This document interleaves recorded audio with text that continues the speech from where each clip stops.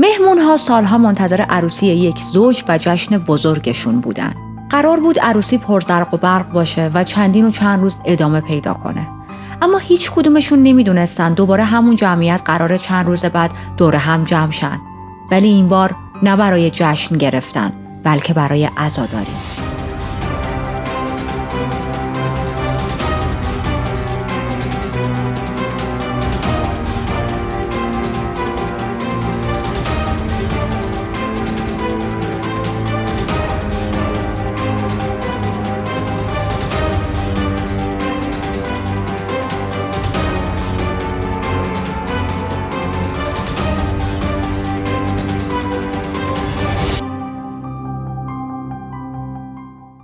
من ریتا هستم، ایشون چارلیه و توی این چنل وارد دنیای جنایی میشیم، جایی که حقیقت عجیب تر از خیاله و مرز بین خوب و بد محو میشه. اگر به داستانهای هیجان انگیز و جنایی علاقه دارید میتونید همین الان کانال رو سابسکرایب کنید و زنگوله کنارش رو هم بزنید تا از آپلود شدن ویدیوهای جدید مطلع شید. بریم سراغ پرونده امروز که توی 20 جنوری سال 2022 در جریانه. توی یکی از روستاهای تاتارستان به نام ملکس. تاتارستان یک جمهوری خودمختار در روسیه است که توی بخش اروپایی این کشور قرار داره. پایتخت شهر کازان یکی از بزرگترین شهرهای روسیه است. تاتارستان از نظر فرهنگی ترکیبی از روسی و تاتاریه و مردمش هم بیشترشون مسلمونن. این منطقه اقتصاد خیلی قوی داره، از مراکز مهم صنعتی و نفتی روسیه محسوب میشه. و حالا که مقداری با جغرافیای پرونده امروز آشنا شدیم، بریم سراغ یکی از شخصیت‌های اصلیمون، السو ساباشنیکوفا. السو یه دختر باهوش و پر از آرزو بود که میخواست در آینده اقتصاددان بشه.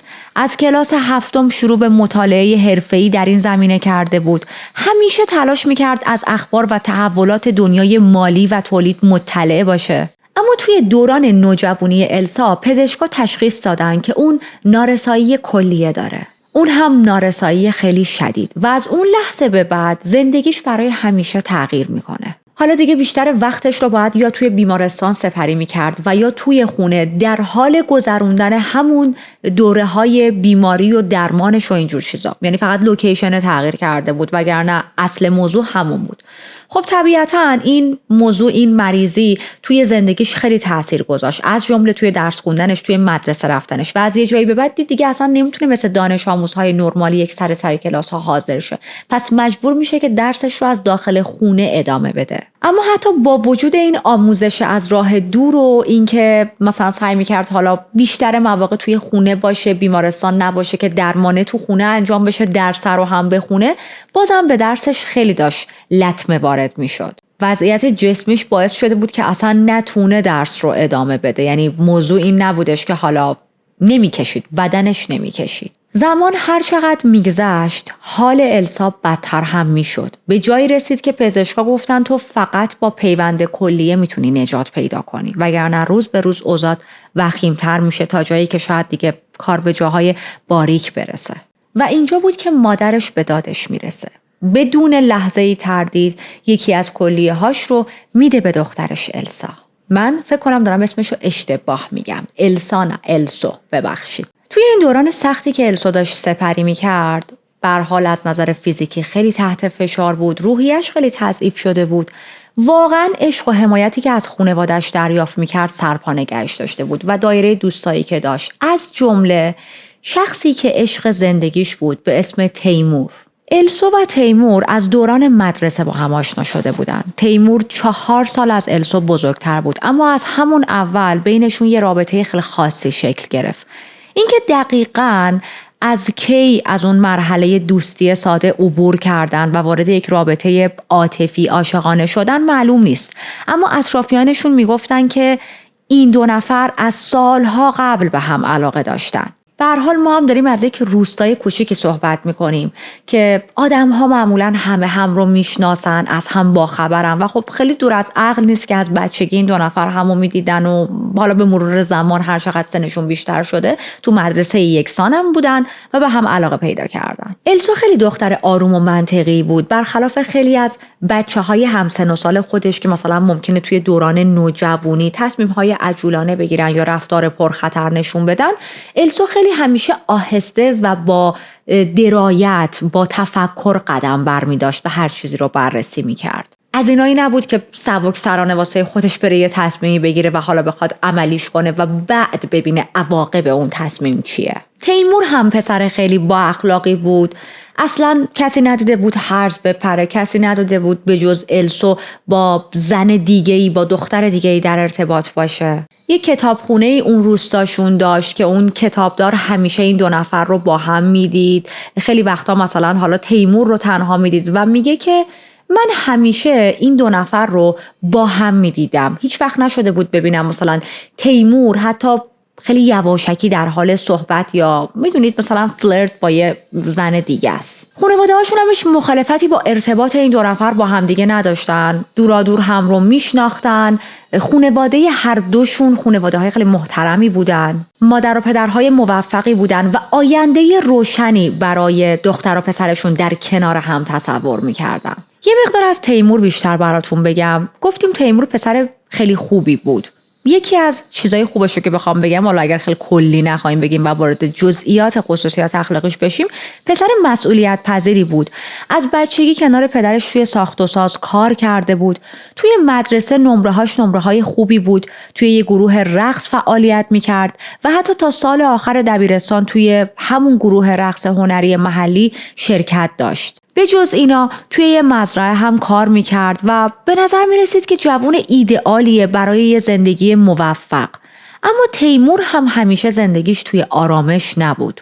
وقتی تیمور توی سالهای آخر دبیرستانش بود، مادرش به سرطان دچار شد. سرطانش واقعا افتضاح بود، توی مرحله آخرش بود و پزشکا جوابش کردن. گفتن دیگه شیمی درمانی و قرص و اینا برای تو جواب نمیده و به روز شمار افتادی. همین اتفاق هم میفته. چند ماه بعد مادر تیمور از دنیا میره بر اثر سرطان. مرگ مادر تیمور براش ضربه بسیار بسیار بزرگی بود. ضربه عاطفی روانی از همه نظر و تنها اتفاق خوب زندگیش السو بود. السو توی تمام این مراحل حالا ناراحتی و تشییع جنازه و غم نبود مادرش و اینا کنارش بود، همراهیش میکرد و هرگز پشتشو خالی نکرد. به هر حال تیمور میتونه فارغ التحصیل شه و بعدش وارد نیروی دریایی میشه. السو همه مدت منتظرش میموند تا بالاخره دوران خدمتش به پایان برسه و برگرده و همین اتفاق هم افتاد. بعد از اینکه برگشت به عنوان کارگر ساختمونی کنار پدرش مشغول به کار شد. و ما الان رسیدیم به سال 2018 که وضعیت السو دوباره وخیم شده به خاطر مشکلاتی که حالا برای کلیه‌اش پیش اومده و قراره که برای درمان بفرستنش به مسکو. همه جوره حمایت تیمور رو داشت. تیمور هم از نظر مالی هم از نظر روانی تمام مدت السو رو ساپورت میکرد. امید داشت که السو کامل حالش خوب شه و واقعا همه چیزی که میدیدن فقط و فقط یک زوج بسیار بسیار خوشبختی بودن که کنار هم در انتظار اینکه یک روز با هم ازدواج کنن. این عمل پیوند کلیه‌ای که السو باید انجام میداد پرهزینه بود، گرون بود و خب نه السو نه خانواده‌اش و نه تیمور و خانواده‌اش این میزان پول رو نداشتن و مونده بودن که چی کار باید بکنیم و روستایی‌ها یه کار قشنگی انجام میدن. همشون دست به دست هم میدن، یک حالت مراسم رقص خیریه درست میکنن، تشکیل میدن و یک عالمه پول جمع میکنن توی اون مراسم و همش رو میدن برای جراحی و عمل السو. السو عملش رو انجام میده، موفقیت آمیز بود، اما خب ماه‌های زیادی رو باید برای التیام و توانبخشی وقت میذاشت. این وسط خیلی هم تلاش داشت که بتونه وارد دانشگاه شه و در نهایت امتحان ورودی دانشگاه رو میده. نمره‌هاش خیلی بالا نبود و رویای دانشگاه رفتن برای همیشه واسش از دست میره. با وجود اینکه خیلی تلاش کرده بود واسه درس خوندن، اما خب نتونسته بود نمره‌های بالایی کسب کنه به خاطر شرایط جسمی که داشت و براتون تعریف کردم. اما تیمور همچنان کنارش بود، خیلی از نظر روانی و ذهنی ساپورتش میکرد. خیلی تلاش میکرد که دلداریش بده. مدام بهش میگفت ببین تو اصلا نیازی به دانشگاه رفتن نداری، میتونی بدون مدرک هم زن موفقی باشی. و این میشه که السو تصمیم میگیره متخصص زیبایی بشه. میره دوره‌های کاشت ناخن رو میگذرونه، دوره‌های کاشت موژه رو میگذرونه، یه سری دوره پوستی میبینه و کم کم کارش رو شروع میکنه. تیمور خیلی خوشحال بود، مدام تشویقش میکرد، بهش میگفت میدونستم تو راه خودتو پیدا میکنی، میدونستم موفق میشی، تو بیزنس وومن منی، یا به قول خودمون میگیم بیزنس وومن کی بودی تو. از این حرفا بهش زیاد میزد. اما متاسفانه بعد از مدتی دوباره بیماری السو به خاطر کلیه‌اش عود کرد و حتی همون کار کاشت موژه و ناخن و اینا رو هم نمیتونه ادامه بده و مجبور میشه رها کنه، بذاره کنار. یه ذره که مریضیش بهتر میشه باز میره سراغ کاشت ناخن، ولی نمیتونست چند تا کار رو با هم انجام بده. مثلا هر از گاهی به کاشت ناخن میپرداخت. میدونید این مریضی تمام مدت داشت جلوی سرعتش رو میگرفت، با وجود اینکه السو خیلی زن پرتلاشی بود، زن خیلی موفقی بود، زنی بود که خیلی انرژی داشت برای مهارت‌های مختلف، برای درس خوندن، با بدنش باهاش یاری نمیکرد به خاطر بیماریش. توی سال 2019 وقتی 18 سالش شد، بالاخره اولین عکس‌های مشترکش با تیمور رو توی اکانت اینستاگرامش منتشر کرد. زیر یکی از این سلفیاش نوشته بود قدر لحظه‌های زندگیتون رو بدونید و عزیزانی که کنارتون هستن رو فراموش نکنید. توی جون 2021 تیمور بالاخره رسما از السو خواستگاری کرد و 1 ماه بعد طبق سنت‌های اسلامی، خب مسلمان بودن دیگه، عقد اسلامی برگزار میکنن. السو زیر یکی از عکس‌های این مراسم باز توی فضای مجازی و اینستاگرام نوشته بود که همیشه به هم دیگه اینجوری عاشقانه نگاه کنیم. تیمور از خودش خونه ای نداشت و بعد از این مراسم عقد و اینا میرن خونه پدر تیمور با هم زندگی میکنن. خونه پدر تیمور هم توی مثلا بخوام بگم بخش مرکزی روستا بود. پدر تیمور هم سعی میکنه فضا بده به این 2 نفر، یعنی میره به یک شهر دیگه، شهری که یکی دیگه از پسراش یعنی برادر بزرگ تیمور هم اونجا با خانواده‌اش زندگی میکرد و تلاشش این بود بیشتر فضای بین این زوج، تازه عروس و داماد میگن، فضای بین این زوجی که تازه وارد زندگی مشترک شدن با هم خصوصی در اختیار خودشون باشه. تیمور مرد مسئولیت پذیری بود. اون وظایفی که هر شخصی باید به عنوان یک کسی که توی خونه زندگی میکنه انجام بده رو انجام میداد. اونجوری نبود که تمام مسئولیت‌های خونه فقط و فقط کار خانگی به اصطلاح فقط روی دوش السو باشه. تیمور هم وظایف خودش رو انجام میداد. از اون طرف توی زمین کشاورزی کار میکرد. مشغول تکمیل ساخت خونه بود.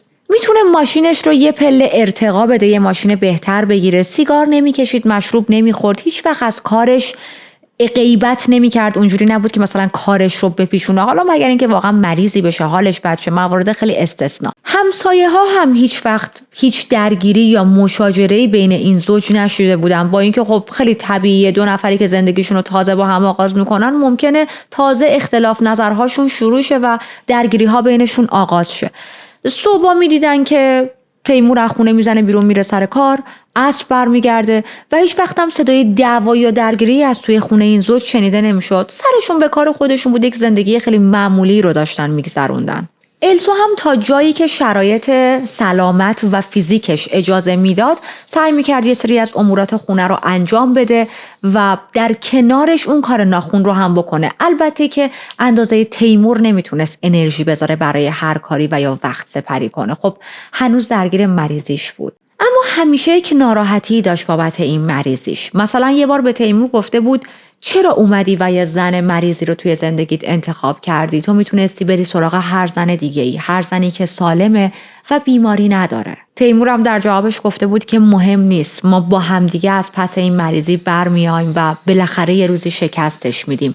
ما توی هر مشکلی با هم هستیم. الان هم که دارن با هم زندگی مشترکشون رو ادامه میدن، همچنان السو چندین و چند بار مجبور شده باز به مسکو سفر کنه، به بیمارستان بره به خاطر مریضیش.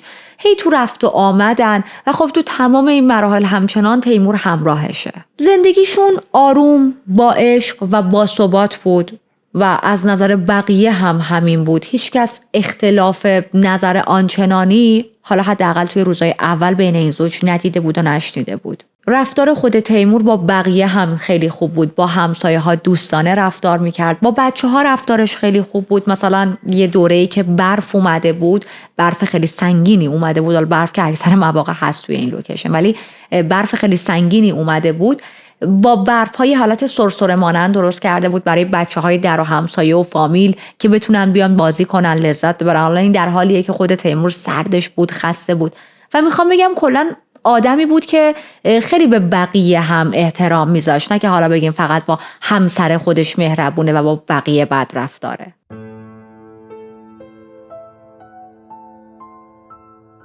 الان چند وقته که از اون مراسم عقد اسلامیشون گذشته و خانواده و دوستای نزدیک السا و تیمور بالاخره یه دعوتنامه رسمی از عروسی این زوج دریافت میکنن. یعنی دیگه برنامه عروسیشون رو ریخته بودن، تاریخش هم مشخص کرده بودن، داشتن اطرافیان رو دعوت میکردن. جشن اصلی عروسیشون برای 20 جنوری ریخته شده بود، تاریخش مشخص شده بود، روزی که همه مشتاقانه منتظر این عروسی بودن. 10 مهمون از جاهای مختلف میان به روستای ملکس، هیجان زده بودن، خانواده ها خیلی خوشحال بودن، میگم خیلی ذوق داشتن واسه عروسی این زوج. مادر السو خیالش خیلی راحت بود، با اطمینان کامل دست السو رو میذاره تو دست تیمور. همیشه به این ازدواج ایمان داشت. تیمور رو مثل بچه خودش، مثل پسر خودش واقعا دوست داشت. میگه که از خدا ممنونم که تیمور سر راه دخترم قرار گرفت. اون تمام سختی‌ها رو کنار السو تحمل میکنه و همیشه حمایتش میکنه. من دوستش دارم مثل پسر خودم و اونم منو مامان صدا میکنه و منم واقعا حس میکنم پسر خودمه. عروسی 2 روز ادامه داشت و بیشتر مهمونا بعد از اون روز اول عروسی میرن و مثلا کسایی که دوستای صمیمی بودن، نزدیک بودن، فامیل نزدیک بودن، خانواده اصلی بودن، همچنان مشغول ادامه دادن عروسی بودن. آخرین روز مهمونی توی 22 جنوری بود. بعد از اون دیگه همون تعداد نزدیک‌ها و دوستا و دور و بریام که مونده بودن رفتن و السو موند و تیمور و خواهر کوچیک السو، سابرینا. به جز السو، خواهر کوچیکش سابرینا و تیمور که خب اونا دیگه حالا توی خونه قرار بود بمونن، آخرین کسی که از خونهشون خارج شد یکی از دوستای تیمور بود. تیمور به السو میگه من این دوستم رو تا خونش میرسونم و تصمیم داشت حالا همراهیش کنه. این کارو میکنه، یه چندین دقیقه میگذره و انگار خبری از تیمور نشده بود و السو نگران شده بود. به یکی از دوستای خودش پیام میده، میگه که تیمور از خونه رفته بیرون، نمیدونم کی برمیگرده ولی هنوز برنگشته. اما ساعت 20 دقیقه به 3 حالتی که انگار این دوستش پیگیری کرده بود که پس چی شد، خبری از تیمور نشد. دور بر 20 دقیقه به 3 نصف شب برای این دوستش زده بود چرا تیمور همین الان اومد خونه، همه چیز اوکیه، ممنون از نگرانید، اصلا نگران نباش. اما چیزی که هیچ کس خبر نداشت این بود که چند ساعت بعد همه چیز میخواد تغییر کنه. برسیم به 5 صبح همون روز. مادر السو یهو از خواب میپره. یه حال بدی داشت، نگران بود و خواب بدی دیده بود. توی خواب دیده بود که تیمور بهش یه مشت سکه ریز داده. از تیمور تو خواب پرسیده بود مثلا برای چی داری این سکه های ریزو به من میدی و همون موقع یهو از خواب پریده. یه حس بدی داشت، حالتی که انگار یک اتفاق وحشتناکی افتاده ولی خب خبری هم نبود. با استرس، با اینکه صبح خیلی خیلی زود بود، با السو تماس میگیره. چندین و چند بار السو جواب نمیده. بیشتر نگران میشه. شروع میکنه با تیمور تماس گرفتن. تیمور هم گوشیشو جواب نمیده. و بعد یه خبر شوکه کننده همه جا توی روستا پخش میشه. توی یکی از پارکینگای بزرگ کنار یه جاده‌ای حوالی یه کافه، یه آقایی که راننده کامیون بود متوجه یه ماشین مشکوکی میشه. چیزی که دید یه کابوس واقعی بود. میره نزدیک این ماشین میشه و روی صندلی راننده یه مرد نشسته بود اما تکون نمیخورد. شیشه های ذره بخار کرده بود و نمیتونست از دور خوب ببینه که چی به چیه. به ماشین بیشتر نزدیک میشه و وقتی نزدیکتر شد از پنجره ماشین داخل رو نگاه کرد، با صحنه وحشتناکی روبرو شد. اون مرد یه مرد جوان بود که توی ماشین بود. یه گلوله به سرش خورده بود. کنار دستش یه اسلحه افتاده بود و اینجا میشه که اون آقا با عجله و ترس پلیس رو خبر میکنه. وقتی پلیس میرسه مدارک داخل ماشین رو بررسی میکنه. خیلی زود میفهمه که جسد متعلق به تیمور 25 ساله است. از روی مدارک و کارت شناسایی تیمور آدرس خونش رو پیدا میکنن. میرن به محل زندگیش و وقتی که میرسن، یعنی نیروی پلیس، میبینه آلردی یه عالمه پلیس دم خونه تیمور جمع شدن. چرا؟ چون چند دقیقه قبل نیروی پلیس توی این خونه گزارش قتل دریافت کرده. توی اون خونه 2 جسد غرق در خون پیدا کرده بودند. اجساد متعلق به السو و خواهر کوچکترش سابرینا بودند. غرق در خون بودند، بارها و بارها بهشون ضربه خورده بود. احتمال میدادن که با چاقو بهشون حمله شده. خانواده و دوستا و همسایه ها بعد از اینکه تو همون مدت زمانی کم خبر به قتل رسیدن السو و خواهرش رو شنیدن، همش یه چیز تو ذهنشون بود که تیمور کجاست؟ تیمور وقتی میاد ما چجوری این خبر رو بهش بدیم؟ اینا تازه 2-3 روز پیش مراسم ازدواجشون تموم شده. چجوری الان بهش بگیم که زنش و خواهر زنش توی خونه مردن؟ و همش این چیزا تو سرشون بود. داشتن خودشون رو آماده می‌کردن که تیمور وقتی رسید چجوری ما بهش بگیم. و حالا الان یه سری نیروی پلیس جدید اومده و داره به بقیه خبر میده تیمور هم جسدش توی ماشین پیدا شده. همه انگار مغزشون داشت منفجر میشد، اصلا نمیتونستن این چیزا رو باور کنن و اینجوری بودن که چرا آخه این زوج تازه با هم ازدواج کرده بودن، برای چی باید همچین سرگذشتی براشون اتفاق بیفته. نیروی پلیس یه نظریه ای داشت، میگه که تیمور اومده السو رو کشته، خواهر زنش سابرینا رو هم کشته، بعدش عذاب وجدان گرفته، از خونه خارج شده، اسلحه برداشته و جون خودش رو گرفته، توی ماشین به سر خودش شلیک کرده.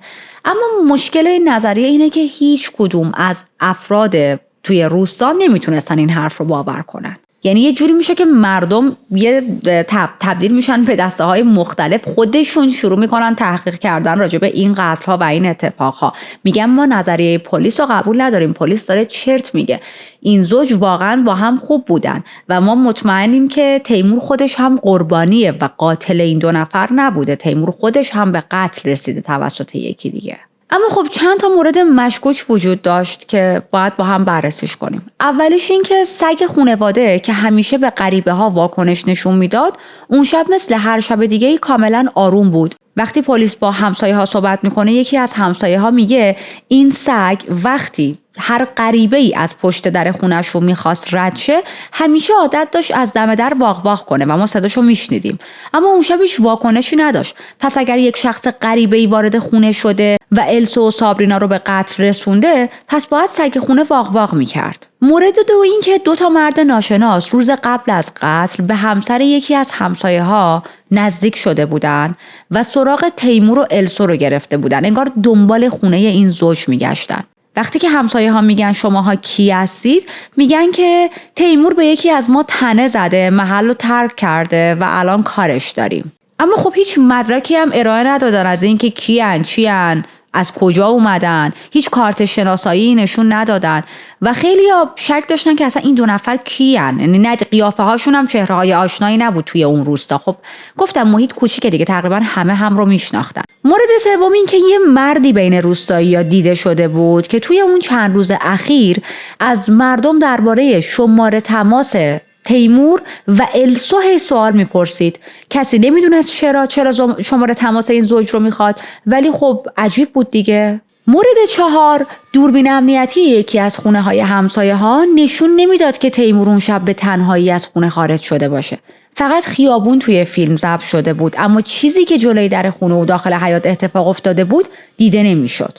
ولی خب اگر نظریه پلیس درست بود که تیمور زن و خواهر زنش رو به قتل رسونده، حالا بعدش عذاب وجدان گرفته و جون خودش رو در نهایت گرفته، باز یه سوال خیلی بزرگ به وجود میاره توی این پرونده. چرا تیموری که اینطوری عاشق زنش بود، اینجوری میپرستیدش، همه جا دنبالش میرفت، همه جوری ساپورتش میکرد، چرا باید یهو همچین قتلی انجام بده؟ دوستای تیمور که اصلا باور نداشتن، توی صحبت با پلیس میگن که غیر ممکنه. تیمور انقدر پسر خوبی بود، انقدر مرد خوبی بود، نه لب به سیگار میزد، نه لب به مشروب میزد، نه اصلا ما با کسی دیده بودیمش، نه اصلا دنبال خیانت کردن به السو بود. همیشه یک مرد بسیار عالی و محترم بود، محال همچین کاری کرده باشه. از اون طرف برادر تیمور اسمش آرتور بود و آرتور جزو یکی از نیروهای پلیس بود. اون هم نمیتونست قبول کنه. اونم اینجوری بود که من برادرم رو میشناسم، من اعتماد دارم بهش، برادر من قربانیه و من توی این قضیه رو به عنوان یکی از نیروهای پلیس در میارم. آرتور میگه من به برادرم بیشتر از خودم اعتماد دارم. الان تنها هدفم اینه که بیگناهیش رو توی جامعه ثابت کنم. تیمور آدم شریفی بود، همیشه مشغول به کار و زحمت کشیدن بود، خیلی با زحمت پول در می آورد، حتی یه ویژگی منفی هم نداشت که خب یه ذره به نظر من بزرگ نماییه، مگه میشه هیچ آدمی هیچ ویژگی منفی نداشته باشه.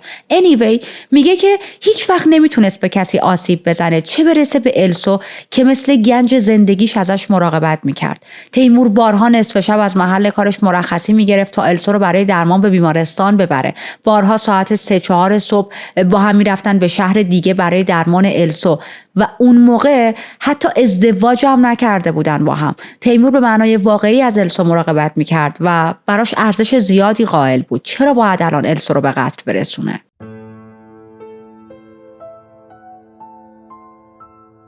جنجال ها توی این پرونده زیاد شده و رسانه ها هم خیلی هجوم آوردن که این قتل رو کاور کنن. فراموش هم نکنیم ما از یک روستای کوچیک صحبت کردیم که اخبار توش خیلی سریع مثل بمب میترکه و زوم رسانه ها، فشار رسانه ها بیشتر روی اینه که مثلا بگن آره 100% تیمور قاتله. ولی خب همونطوری که گفتم اطرافیان، دوستها، روستایی ها هیچ کدوم نمیتونستن این موضوع رو باور کنن و قبول نداشتن. حرفشون این بود که شما نمیتونید به این راحتی تیمور رو گناهکار و متهم نشون بدید. تیمور حتی به یک مگس آزار نمیرسون. چطور الان میتونه انقدر وحشیانه با چندین ضربه چاقو همسر و خواهر همسرش رو به قتل رسونده باشه؟ اما بین تمام اینایی که یک سره از تیمور قدیس ساخته بودن و میگفتن بی‌نظیر بود و حتی یه دونه خصوصیت منفی هم نداشت، که میگم بذاره باور نکردنیه این حرف، همه ما خصوصیت های منفی داریم، حالا بعضیا خیلی خصوصیت منفیشون زیاده، بعضیا کمتر. یه مردی یه حرف متفاوتی میزنه تو صحبتاش با پلیس، نمیاد بگه آره تیمور اینجوری بوده و حرفاش خیلی متفاوت با بقیه روستایی ها بود. میگه که تیمور به پلیس ها اینو میگه اونقدری که همه دارن میگن بی‌نقصه و پرفکته و بلا بلا بلا نبود و تیمور هم ایرادهایی داشت مثل هر آدم دیگه ای، از جمله با السو یه سری مشکلات داشتن و بارها با هم دعوا کرده بودن. اینجا پلیس مجدد میره شروع میکنه با همسایه های ذره جدی‌تر صحبت کردن و میگه ما میدونیم که السو و تیمور مثل هر زوج دیگه ممکنه اختلاف نظر داشتن تو زندگیشون و اگر چیزی میدونید به ما بگید. تازه اونجا بعضی از همسایه ها میگن آره هر از گاهی یه دعواهایی بینشون شده بود، ذره صداشون بالا گرفته بود، ولی خب کدوم زوجین که با هم دعوا نکنن. برای پیدا کردن جواب پلیس باید شواهد بیشتری رو بررسی میکرد. پرونده به عنوان قتل 2 یا چند نفر طبقه بندی شد و مامورای پلیس شروع به بازبینی همه چی کردن. اجساد رو بردن به پزشکی قانونی. خونه این زوج رو خیلی گشتن برای اینکه بتونن سلاح قاتل یا قاتلین رو پیدا کنن. برای اثر انگشت حسابی خونه‌شون رو بررسی کردن. ماشین تیمور، جایی که مرگش اتفاق افتاده بود، همه اینا رو شروع کردن به تحلیل و بررسی. مامورا فیلم‌های دوربینای مداربسته رو بررسی کردن تا مسیر تیمور رو توی اون شب بتونن پیدا کنن و با افراد خیلی زیادی هم که مقتول‌ها رو میشناختن مصاحبه کردن تا انگیزه‌های احتمالی رو بفهمن. بعضی از مصاحبه‌ها حتی چندین و چند بار اتفاق افتاد با بعضی از آدم‌ها. در نهایت پلیس یه سناریویی به بقیه تحویل میده که چی شده و چجوری این اتفاق افتاده، که خب البته این سناریو خیلی ایدئال نبود برای بقیه و آدم‌ها از شنیدنش خوشحال نشدن، چون اون تصویر چی میگن پیغمبر سادات تیمور صلی الله و به هم میریختش. پلیس میگه حدوداً دور بر ساعت 3 نصف شب تیمور برگشته خونه. به محض اینکه برگشته سر یک موضوعی که حالا ما نمیدونیم با السو با هم بحثشون شده. این بحث منجر به درگیری بینشون شده. تیمور کنترل خودش رو از دست داده، با چاقو حمله کرده به السو و اون رو به قتل رسونده. از اون طرف برای اینکه شاهدی به جا نذاره سابرینا رو هم به قتل رسونده. این رو هم بهتون بگم السو با 10 تا ضربه چاقو به قتل رسیده بود و سابرینا با یک قیچی به قتل رسیده بود. بعد از این قتل تیمور رفته در گاف صندوق خونه باباش زندگی میکردن دیگه، در گاف صندوق باباش رو باز کرده، یه اسلحه شکاری اون تو بوده، اونو برداشته زده به جاده، یه ذره رانندگی کرده، بعدش هم عذاب وجدان اومده سراغش یا حالا هر چی دیده نمیتونه با عواقب این کار کنار بیاد، جون خودش رو گرفته. یادتونه چند دقیقه پیش گفتم شب عروسی که تموم شد همه از خونه خارج، مهمونا همه رفتن و یکی از دوستای تیمور آخرین کسی بود که رفت. دوربین‌های مداربسته رو که چک میکنن میبینن اصلا اون دوست تیمور نبوده، یعنی آخرین کسی که از خونه خارج شده خود تیمور بوده. میدونید یه حالتی که احتمالاً تیمور به السو الکی گفته بوده که من مثلا دارم میرم اکبر رو برسونم، یه همچین حالتی، چون السو هم توی یکی از تکستاش به دوستش زده بود که رفته یکی از دوستاشو برسونه تیمور، ولی چندین دقیقه گذشته و هنوز برنگشته و من نگرانشم. ولی هیچ دوستی نمیدیدن توی این دوربینای مداربسته. کدوم دوست کو؟ اما حالا اینجوری هم نبوده که سری تفنگ شکاریه رو برداره و یعنی بعد از اینکه زن و خواهر زنش رو به قتل میرسونه تفنگ شکاریه رو برداره و بره بگه من میخوام جون خودمو بگیرم. نه، ما این وسط یک اتفاقی داریم که اونو میخوام واسهتون تعریف کنم. تیمور سوار ماشینش میشه، شروع میکنه رانندگی کردن و با یک خانومی تماس میگیره. این خانم یه خانم ماساژور بود که خدمات 24/7 ارائه میداد. مثلا خیلی وقتها نصف شبها، وقتایی که دیگه تایم معمولی میدونین کاری نیستش، هم خدمات ماساژ ارائه میداد. anyway تیمور با این خانم تماس میگیره و اپوینتمنت ماساژ باهاش فیکس میکنه و میره. اما هدفش ماساژ گرفتن نبود، هدفش چیز دیگه ای بود. داشت به شندولش فکر میکرد. تیمور میره با آپارتمان اون خانم ماساژ میگیره. بعد از ماساژ پول اون خانم رو نمیده. اون خانم طبیعتا ناراحت میشه، عصبانی میشه، میگه پول منو بده و خب بینشون درگیری به وجود میاد. در اثر اون درگیری تیمور به این خانم حمله میکنه. سر این خانم میگه حالا یادم نیست که سرم کوبیده شد به یه جا یا واقعا تیمور یه چیزی کوبون تو سرم، فقط یادمه که دیگه چشام سیاهی رفت، چیزی یادم نبود.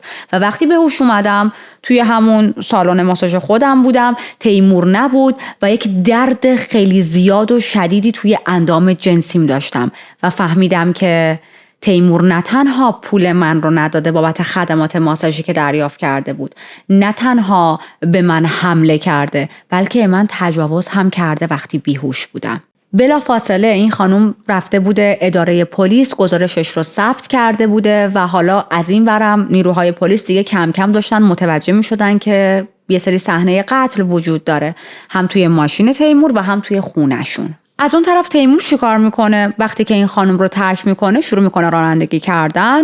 در نهایت توی یک جاده خلوتی کنار جاده میزنه کنار، اسلحه پدریش رو بر میداره، به سرش شلیک میکنه و جون خودش رو میگیره. آخرین فعالیتی هم که لال از دنیا نرم توی فضای مجازی و مثلا حالا اینستاگرام و اینا داشته، همون روز ساعت 7:32 صبح بوده. یعنی قبل از اینکه خودکشی کنه گوشیشو برداشته، مثلا حالا اینستاگرامش هم چکی کرده. باز اینجا خیلی ها سعی کردن اتهامات اون خانم رو جدی نگیرن، بگن تو داری دروغ میگی، بابا مدرک هست بهش تجاوز شده، چیو داره دروغ میگه. ولی خب anyway خیلی ها حالتی بودن که تو داری دروغ میگی، تو داری الکی میگی، تو میخوای چهره تیمور رو خراب کنی، تو میخوای خودت رو مطرح کنی، تو تشنه توجهی، این چرت و پرتایی که به همه میگن. حتی خیلی ها راه میافتن به این خانم میگن که اصلا تیمور تو رو از کجا میشناخته، اصلا اینا همه دروغه، اصلا شما همو نمیشناختین. ولی موضوع اینه که شماره این خانم تو گوشی تیمور سیف بود. وقتی پلیس گوشیش رو بررسی میکنه میبینه که تیمور شماره این خانم رو سیف کرده بود، از قبل با اسم هم سیف کرده بود. مثلا اونجوری نبود که فقط شمارهشو بگیره یه تماسی باهاش اون روز بگیره. دیگه اینجا که پلیس میاد میگه بابا بس حیا کنید، این آدم شماره این ماساژور رو سیف داشته، یه سری فکر بین مردم به وجود میاد که نکنه تیمور اون مرد محترمی که ما همه فکر میکردیم نبوده، نکنه سر و گوشش میجنبیده. حالا صرفاً چون ما تا به حال با یه زن دیگه ای ندیدیمش به این معنا نیست که هیچ وقتم هرز نمیپریده، فقط این که خیلی آدم محتاطی بوده و احتمالاً هم السو با خبر شده بوده که تیمور داره یه جورایی هرز میپره این ور اون ور و با بعضیا میگرده و اصلا شاید سر همین موضوع اون شب با هم بحثشون شده بود. من توی یک منبع دیگه خوندم که نوشته بودن تیمور چندین و چند بار توی اون چند هفته اخیر قبل از اینکه قتل اتفاق بیفته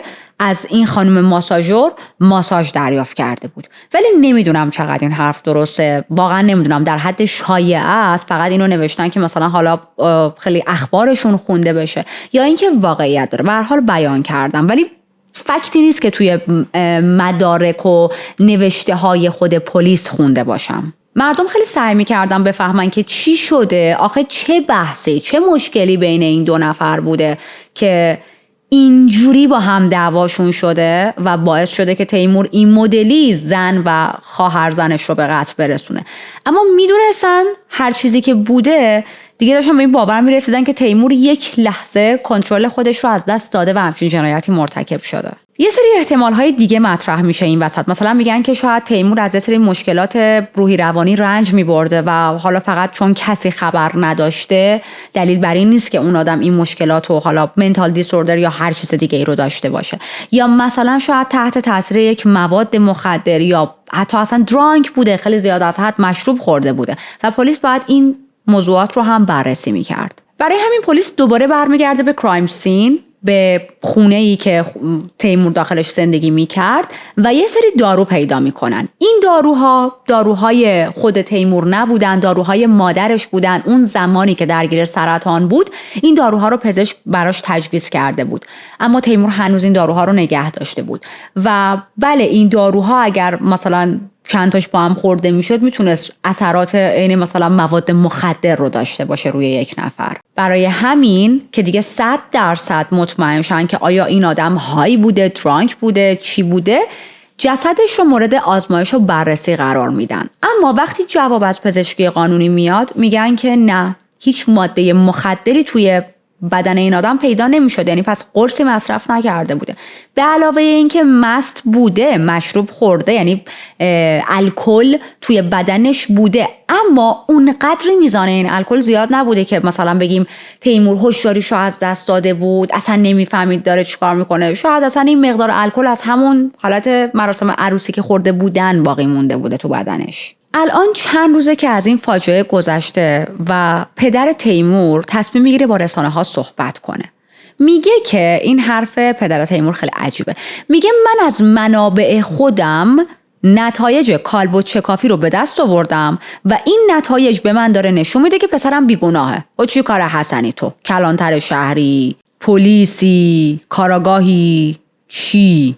anyway میگه که منابع من به من گفتن بعد از بررسی جسد پسرم که تیمور قبل از مرگ به شدت کتک خورده بوده، روی سرش یک عالمه آثار جراحات پیدا شده که خب البته اگر هم درست باشه این آثار جراحات میتونه به خاطر اون درگیری باشه که با اون خانم ماساژور داشته دیگه و پولشو نداده بوده، با اون خانم ماساژور هم با هم دعواشون شده دیگه. چون اون خانم هم تو گزارشاش به پلیس گفته بود که منم از خودم سعی کردم دفاع کنم، منم سعی کردم به اصطلاح فایت بک کنم. اما خب پدر تیمور خیلی اصرار داشت که نه ماجرا فراتر از این حرف هست. میگه که پسر من رو به قتل رسوندن و جسدش رو توی ماشین گذاشتن و حالت صحنه خودکشی درست کردن.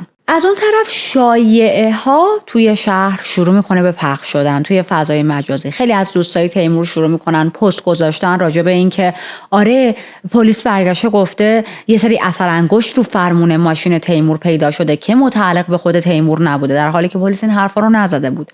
یا مثلا پلیس سلاحی پیدا کرده بود و حد زده بود که این چاقو همون چاقوییه که تیمور باهاش به همسرش حمله کرده، اما خب روی این چاقو هم هیچ اثر انگشتی نبود و خیلی ها اینجوری بودن ببینید اگر تیمور قاتل بوده پس چرا اثر انگشتش نیست؟ چرا؟ به دو دلیل. یک، ممکنه پلیس اصلا اشتباه کرده باشه و اون چاقو سلاح اصلی نبوده باشه.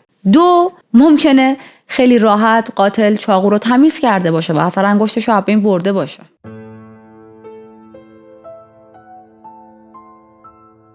یه سری فیلم جدید از بعضی از دوربین‌های مداربسته پیدا شد که نشون میداد انگار، میدونید این فیلم‌ها خیلی واقعا واضح نبود، نمیشد 100% با اطمینان گفت اون کیفیتی که یه سری از دوربین‌های خوب داره رو این دوربین‌ها نداشتن. ولی خب تا یه حدی این احتمالا داشت داده میشد که تیمور توی ماشینش تنها نبوده. خانواده تیمور همچنان خیلی اصرار داشتن که 100% پسر ما قاتل نیست. یک نفر این قتل رو انجام داده و انداخته گردن، در واقع 3 تا قتل رو انجام داده و انداخته گردن تیمور. ولی خب سوالی که پیش میاد اوکی باشه، پس کی قاتله؟ طبق گفته روستایی ها این زوج اصلا دشمنی نداشتن. اوکی، پس کو؟ اگه تیمور قاتل نیست پس قاتل کو؟ از اون طرف مشخص شد موقعی که پدر تیمور اومده با رسانه ها صحبت کرده و گفته که نتایج پزشکی قانونی از منابع من بهم رسیده بود، هنوز جسدی که توی پزشکی قانونیه و اون پزشکی که داشت روی اون جسد تحقیقات میکرد، تحقیقاتش هنوز کامل نشده بود که اصلا گزارشی ببره به بیرون. میدونید چی میخوام بگم؟ تو از کدوم منابع شنیدی که مثلا حالا پسرت تو پزشکی قانونی چی شده و چه جوری نشده؟ وقتی هنوز پزشک تحقیقاتش رو کامل نکرده، از کجا شنیدی تو؟ تو همین بازه زمانی پلیس تاتارستان میاد صحبت میکنه با رسانه ها، میگه اون نسخه اصلی که ما به شما ارائه دادیم و گفتیم راجع به تیمور و اینا هیچ تغییری نکرده، همچنان مظنون اصلی توی این پرونده تیموره. در واقع بگیم مظنون و تنها متهم. چند وقت بعد نیروی پلیس میگه ما چاقویی پیدا کردیم که روش اثر انگشت تیمور روش بوده، سلاح قتل. از اون طرف روی لباسهای تیمور وقتی بررسی کردن دی ان ای و آثار خونو، دیدن آثار خون السو و سابرینا هم روی لباسش بوده. خب ما همیشه گفتیم شواهد فیزیکی به ما دروغ نمیگن. اما خب علیرغم تمام این شواهد، خانواده السو حتی و خانواده تیمور تصمیم گرفته بودن که نه، ما اصلا این حرفا رو قبول نداریم، تیمور خودش هم قربانیه و باید این زوج کنار هم دفن شن. جسد السو و تیمور از سردخونه آورده میشه، میبرن برای خاک سپاری. مادر السو میگه که من 100% مطمئنم که تیمور این جنایت رو انجام نداده، باور کردنش غیر ممکنه. من خودم خواستم که این زوج کنار هم دفن شن چون همیشه با هم بودن، همیشه عاشق هم بودن. من هر روز با دخترم صحبت میکردم، هر روز ازش آمار زندگیش رو میگرفتم و همیشه من میگفت من از زندگیم راضیم، من عاشق تیمورم، تیمور خیلی به من ابراز عشق میکنه، خیلی حواسش به من هست، همه چیز واقعا عالیه، خیلی بهم احترام میذاره و من احساس خوشبختی میکنم توی زندگیم. میگه شوهرم هم نمیتونه این موضوع رو باور کنه، یعنی پدر السو، و ما هیچ کدوم نمیتونیم قبول کنیم که تیمور قاتل باشه. برادر تیمور رو یادتونه، آرتور، که گفته بود من خودم این پرونده رو بررسی میکنم و به همه ثابت میکنم که تیمور نمیدونم قاتل نیست و اینجور حرفا. باز میاد توی صحبت خبری میگه که اگر من نتونم اثبات کنم که تیمور قاتل نبوده، اگر نتونم قاتل واقعی رو پیدا کنم، اینقدر این پرونده رو دنبال میکنم تا بالاخره عدالت توی کل شهر، توی کل کشور برقرار بشه. روز خاک سپاری این زوج کل روستا عزادار بودن. اون آخوند روستا، نمیدونم اونام آخوند دارن یا نه، فکر کنم آخوند میشه دیگه، درسته؟ چون مسلمونن دیگه. به هر حال میاد که مراسم نماز و سر قبر را بخونه. از مردم میپرسه آیا این 2 نفر آدمهای خوبی بودن و همه جمعیت یک صدا با هم فریاد میزنن آره. یکی از زنایی که توی روستا بود میگه که ما شبا خوابمون نمیبره، همش به این بچه ها فکر میکنیم، به این جوونایی که جونشون گرفته شد و انگار این کابوس هیچ وقت توی روستا نمیخواد تموم شه. اما علیرغم تمام احساسات و مخالفت هایی که اعضای روستا و اعضای خانواده تیمور و السو با قاتل بودن تیمور داشتن، حقیقت همون چیزی بود که پلیس اعلام کرده بود و قرار نبود واقعیت رو تغییر بدن. هنوز هم تنها متهم در این پرونده تیمور بود، به خاطر اینکه مدارک فیزیکی برای این موضوع وجود داشت. توی جولای 2022 تقریباً 6 ماه بعد از اینکه این قتل اتفاق افتاد، پلیس رسما این پرونده رو میبنده. دلیل بستن پرونده مرگ تنها مظنون. هیچ سرنخ جدیدی دست پلیس نرسید و البته هیچ مظنون دیگه‌ای هم بررسی نشد. پرونده امروز به اتمام رسید. چند لحظه راجع به قربانیمون صحبت کنیم مثل روال همیشگی. السو ساباشنیکوفا دختری قوی، مهربون و پر از امید بود که با تمام سختی‌هایی که زندگی سر راهش قرار داده بود تسلیم نشد. از نوجوانی با یه بیماری سخت جنگید، اما هیچ وقت اجازه نداد که رویاهاش از بین برن. عاشق یادگیری، پیشرفت و ساختن آینده‌ای بود که توش بتونه موفق باشه. توی عشقش هم مثل زندگیش بسیار صبور و فداکار بود. کنار تیمور موند، توی روزهای سخت حمایتش کرد، بهش امید داد. زندگیش اما خیلی زود و خیلی بیرحمانه ازش گرفته شد. درست وقتی که قرار بود یک شروع جدید داشته باشه. دختری که حتی توی تاریک‌ترین روزاش امیدش رو هیچ وقت از دست نمیداد. یادش زنده و گرامی. یعنی انقدر چارلی امروز رفت اومد، انقدر رفت اومد، هایوی شده این مبله. چرا مامان چته؟ پرونده خیلی عجیبی بود. میتونید بسته شده به ظاهر ولی انگار بسته نشده. نمیدونم حالا همچین حسی مثلا من دارم یا شاید شما هم دارین. میدونید ما همیشه تو پرونده ها گفتیم وقتی مدارک و شواهد فیزیکی موجود باشه ما دیگه نمیتونیم خیلی اما و اگر و ولی و شاید داخلش بیاریم. ولی یه چیزی که باید بهش توجه کنیم، ما داریم راجع به یک روستای کوچیک صحبت میکنیم. یه روستای کوچیکی که دست خیلی از آدم‌هایی که توی قدرتن بازه و میتونن خیلی از چیزها رو تغییر بدن. نکنه که یه سری از این مدارک و شواهد رو تغییر دادن. میتونن خیلی راحت قاتل رو فراری بدن و بر علیه یکی دیگه مدرک بسازن. از اون طرف یه موضوع دیگه‌ای که هست، ما داریم راجع به یک روستایی صحبت می‌کنیم که جامعه خیلی سنتی و بسته‌ای داره. به خصوص جوامع مسلمون نشین یک فرهنگی توشون هست که ساکت شو، اگه دهنت پر خون بود قورت بده، توف نکن، همچین مثالای دیسکاستینگی و درد و مشکلاتت تو خودت نگهدار، جلو بقیه عیبه زشته نگو، نشون نده. و خب این میتونه تو فرهنگ تمام آدم‌ها تو این روستا هم باشه.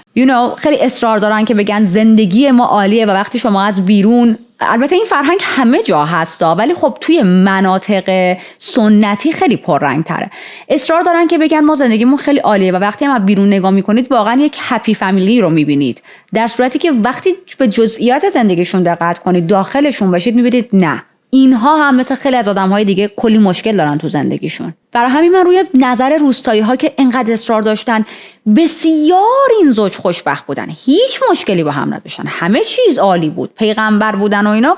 من خیلی خریدار این حرفا نیستم. سوالایی که برام پیش میاد اینه که آیا واقعا تیمور یک همسر بسیار ایدئال بود یا یک آزارگری بود که در خفا داشت آزارهاش رو به همسرش نشون میداد؟ آیا تیمور درگیر یه سری مشکلات روانی بود و اصلا همین باعث شد که یهو کنترلش رو از دست بده و چنین جنایتی انجام بده؟ ما زیاد تو پرونده های جنایی شنیدیم که شوهرهای مهربونی که همه میگفتن این مرد بی‌نظیره، این مرد عالیه، پشت درای اون خونه در واقع یک شخص، یک همسر آزارگر بوده که اون زن به خاطر ترسش، به خاطر ترس از این که تو آینده به مشکل بخوره، به خاطر کلیشه هایی که درگیرش بود، به خاطر برچسب هایی که اطرافیان بهش میزدن، به خاطر سنت هایی که درگیرش بود، چیزهایی که بقیه میگفتن، ترجیح میداده سکوت کنه و همین سکوتش هم مثلا خیلی جاها باعث شده که جونش به خطر بیفته. این آبرومون نره و سنت های ما باید حفظ شه یکی از اصلی ترین چیزهاییه که آزارگرها خیلی راحت میتونن آزارهای خودشون رو ادامه بدن. شاید واقعا تیمور یه زندگی مخفی داشت که کمتر کسی ازش با خبر بود، اما خب خانواده خودش و السو خیلی اصرار داشتن که نه، اگر این زوج کوچکترین اختلافی داشتن ما میفهمیدیم. خب اوکی، شاید فهمیدید، نمیخواید جلو بقیه بگید. اما یه چیزی هم بهتون بگم، من در طی تحقیق تو این پرونده متوجه شدم یک فرهنگی توی این روستای ملکس بود اسمش، اگه اشتباه نکنم، بسیار پررنگه. اونم این که اون فرهنگ چی هست، یه جمله بینشون معروف حالت ضرب المثله و اونم اینه تو خانواده ما هیچ کس نباید مشکلاتش رو بیرون از در فاش کنه. ببینید وقتی یه همچین چیزی توی یک روستا بخشی از فرهنگشون باشه، ضرب المثل بینشون باشه، عادت روزانه‌شون باشه، زندگی کنن این شعار رو، خب میشه یه چیزایی حد زد راجع به این پرونده دیگه. از اون طرف شاید السو خیلی چیزها رو راجع به تیمور فهمیده بود ولی نمیخواست اون تصویر ما زوج ایدئالی هستیم رو خراب کنه جلوی بقیه. شاید حتی میترسید از اینکه جداش از تیمور و دیگه مراحل بیماریش رو تنها سپری کنه. نمیدونیم، واقعا نمیدونیم، اینا همه شایده و هیچ فکتی برای اینها وجود نداره. خب به خاطر اینکه آدم‌ها در این پرونده زنده نیستن که به سوالات ما پاسخ بدن. ولی کلا پرونده عجیبی بود برای من. مرسی که تا اینجا با من همراه بودید. اگر یادتون رفته که سابسکرایب کنید، جدید هستید سابسکرایب نکردید، سابسکرایب کردن شما خیلی منو خوشحال میکنه. لایک یادتون باشه، لایک شما خیلی انرژی برای من. حتما برای من کامنت بذارید، من تمام کامنت ها رو میخونم، کامنتاتون رو خیلی دوست دارم. به زودی با یه پرونده جنایی دیگه میام سراغتون. دیگه باید برم. من الان فهمیدم دلیل این رژه رفتن آقای چارلی چیه، اینجا رو هایوی کرده. به خاطر اینکه گشنشه، به خاطر اینکه الان وقت غذاشه. آره 20 دقیقه 20 دقیقه هم نمیشه، مثلا بگم 17 دقیقه از تایم غذاش گذشته. دیگه بچه‌م نمیتونه تحمل کنه، دیگه ضعف کرده. البته من خودم هم گشنم شده، خودم هم چیزی بخورم. میام به زودی با یه پرونده دیگه سراغتون. ما بریم فعلا. بریم مامان با هم شام بخوریم. به شام میخوریم.